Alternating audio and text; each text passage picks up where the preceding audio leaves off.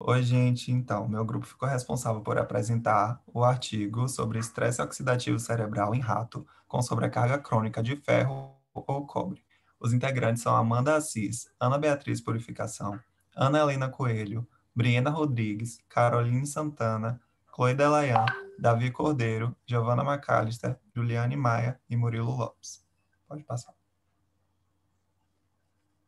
Bom, para começar, dando uma introdução sobre o assunto, a gente tem que os níveis cerebrais elevados de ferro e cobre, eles estão sendo associados ao aparecimento de agressão de várias doenças neurodegenerativas.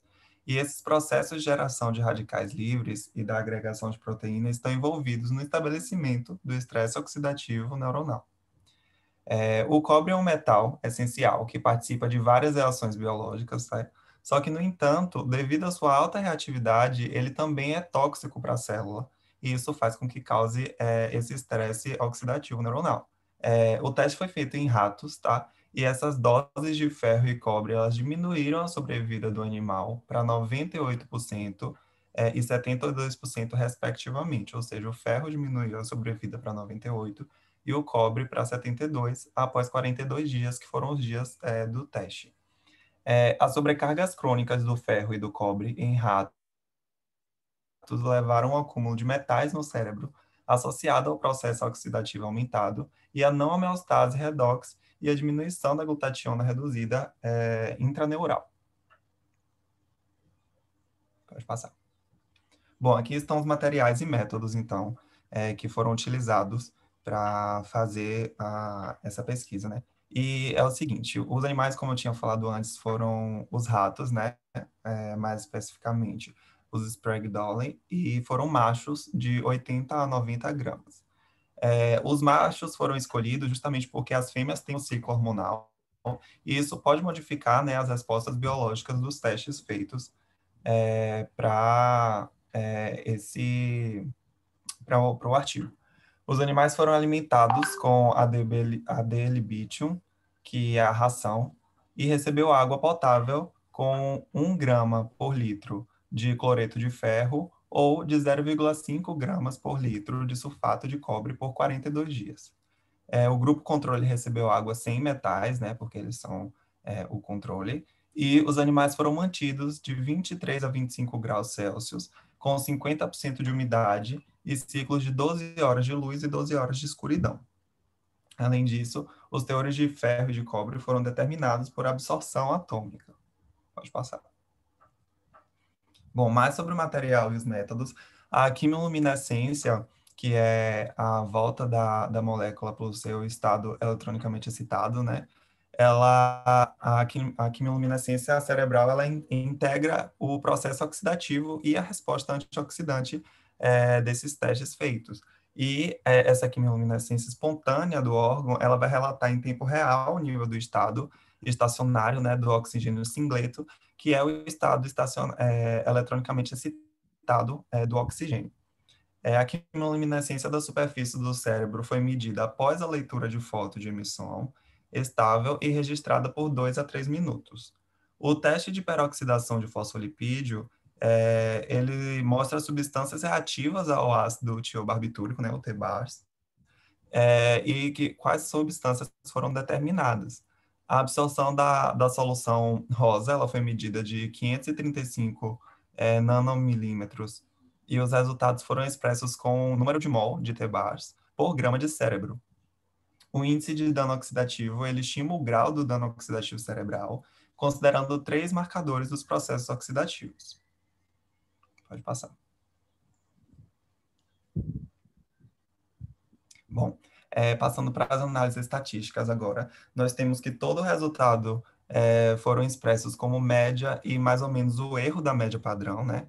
As análises estatísticas foram realizadas com o GraphPad Instate, seguindo as configurações do software recomendado para os experimentos atuais, que é a nova com o pós-teste de Tuck. E as diferenças foram consideradas estatisticamente significativas, com P menor que 0,05.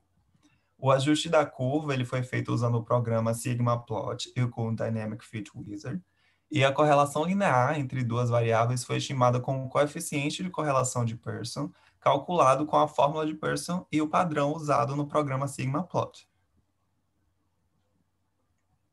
Bom, dando agora a continuação, né, a gente vai mostrar alguns resultados dos gráficos que foram feitos nos testes no período de 42 dias, e esse gráfico está mostrando essa correlação do conteúdo de metal nesse período de 42 dias. Então, a gente tem aqui que essa cinética da acumulação do ferro e do cobre, ela mostrou esse aumento marcante no conteúdo de metal cerebral durante o período de sobrecarga, né? E ao final do tratamento, o conteúdo cerebral de ferro foi aumentado em 400% a partir do seu nível inicial, que foi de 35, mais ou menos 5 microgramas de ferro por grama no cérebro, e o conteúdo cerebral de cobre aumentou em 3.600% a partir desse conteúdo basal, de 3,6, que é mais ou menos 0,8 microgramas de cobre por grama do cérebro. Os aumentos do ferro e do cobre cerebral, eles foram aproximadamente lineares durante o tratamento, tá? E o algoritmo de ajuste da curva do conteúdo de metal pelo tempo foi usado com intervalos de confiança de 95%.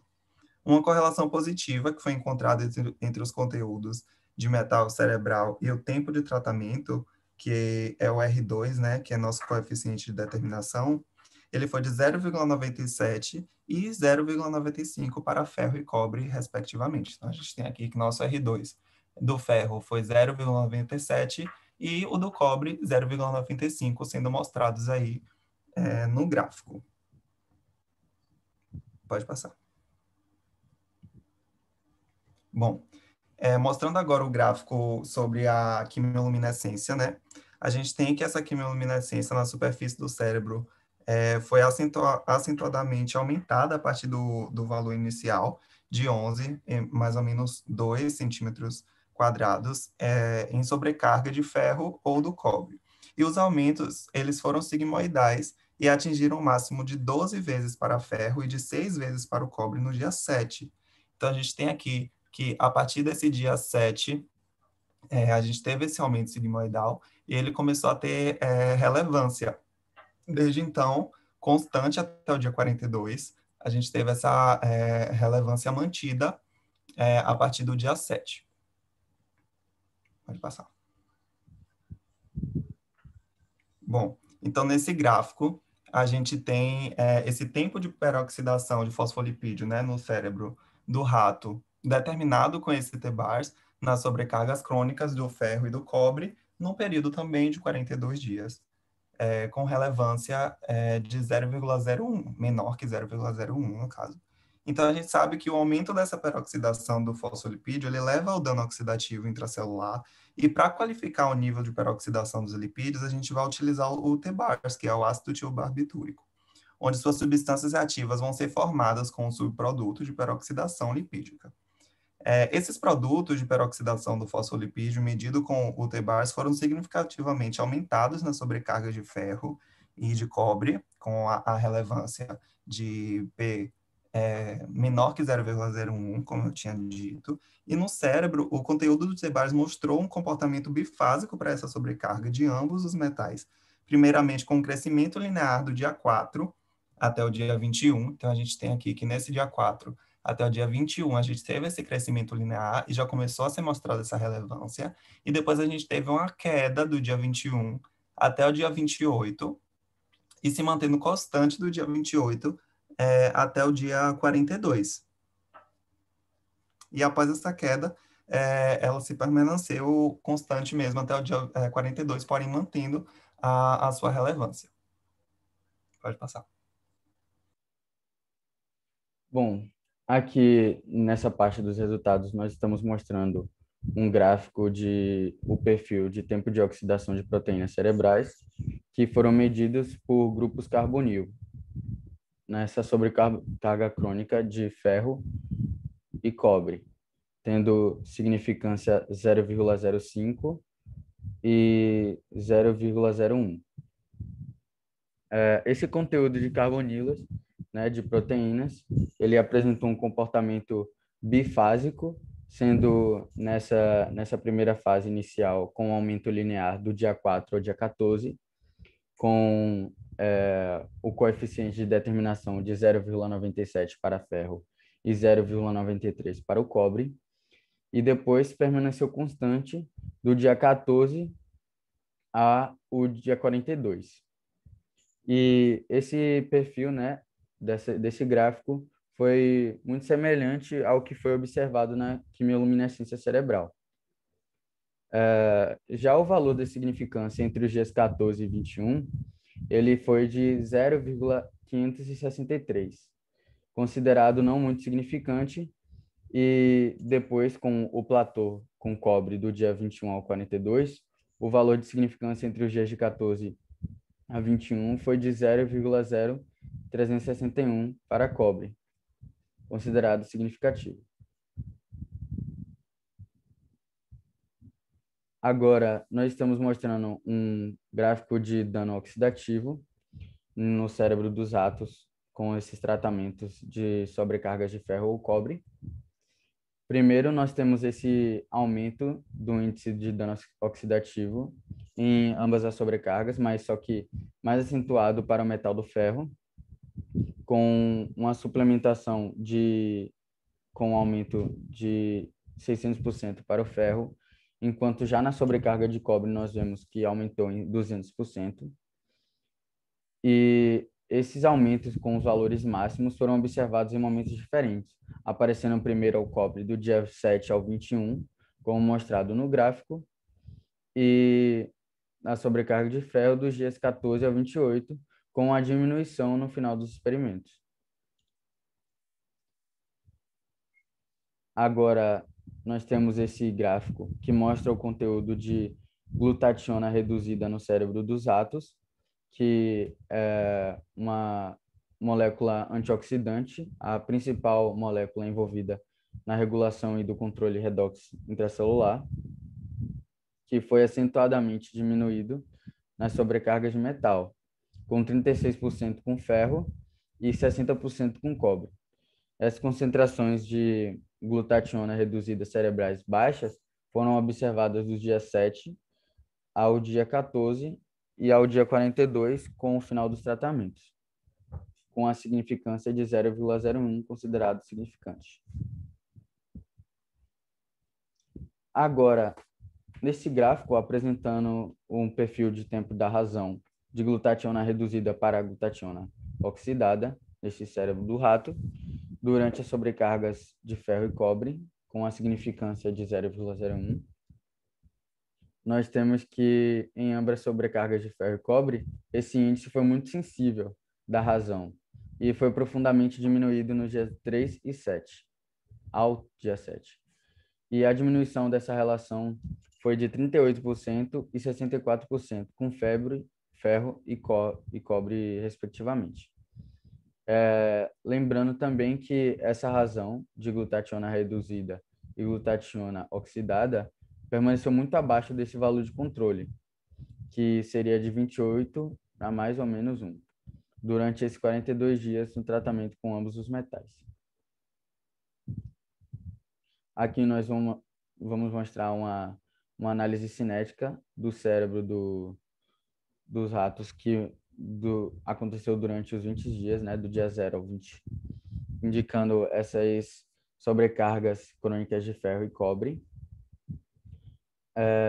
Essa análise ela mostra o período selecionado correspondente ao momento em que foram feitos os efeitos máximos que foram observados e também ilustra a sequência temporal dos diferentes processos oxidativos e da defesa antioxidante.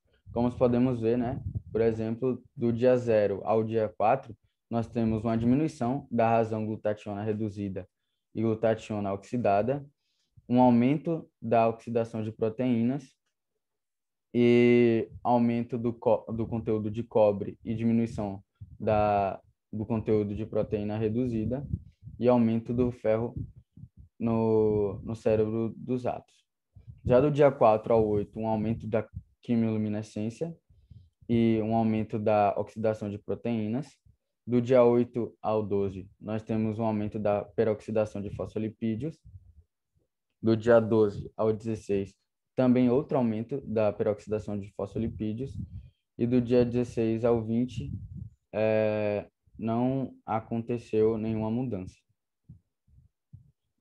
Passando para a parte da discussão, nós temos que esses resultados apresentados, eles foram um indício, né, que claramente esse ferro e o cobre crônico, em suas sobrecargas nos ratos, levaram a esse estresse oxidativo e, consequentemente, aos danos cerebrais. A concentração de glutationa reduzida neuronal, que é a principal defesa antioxidante, ela também foi reduzida, juntamente com sua relação glutationa reduzida para glutationa oxidada, como um indicador muito sensível ao estresse oxidativo. Essa relação estabeleceu o potencial redox celular e, consequentemente, toda a regulação redox intracelular e controle do metabolismo neuronal. E com essas mudanças, nós vemos que o cérebro e o organismo do rato se tornam mais suscetíveis a danos oxidativos. E, contudo, essas mudanças sugerem uma situação inicial de estresse oxidativo e essa situação é onde os neurônios não são capazes de neutralizar essa produção aumentada de espécies oxidativas. Diferentes grupos de pesquisadores também relataram que essa sobrecarga de ferro e cobre, quando se acumulam no cérebro, eles são identificados tanto na doença de Alzheimer e na doença de Parkinson.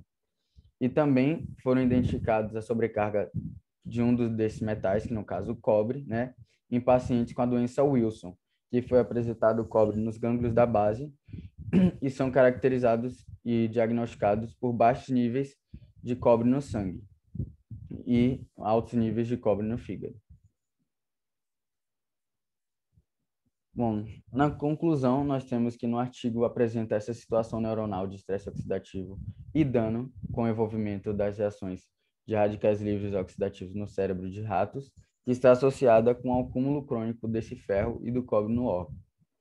A diminuição precoce do conteúdo de glutationa reduzida neuronal e na proporção glutationa reduzida para glutationa oxidada indicam um papel central da glutationa nesse controle da homeostase neuronal e dos processos oxidativos, servindo como principal agente antioxidante no organismo. Os modelos experimentais dos ratos de sobrecargas crônicas de ferro e cobre são úteis na compreensão dos mecanismos bioquímicos de toxicidade de ambos os metais, favorecendo a pesquisa que podem ser úteis para desenvolver mais tratamentos para prevenir esse estresse e danos aos órgãos em patologias humanas associadas à não homeostase do ferro e do cobre, como foram vistas nas doenças de Alzheimer, de Parkinson e doença de Wilson. Muito obrigado pela atenção e tenham um bom dia.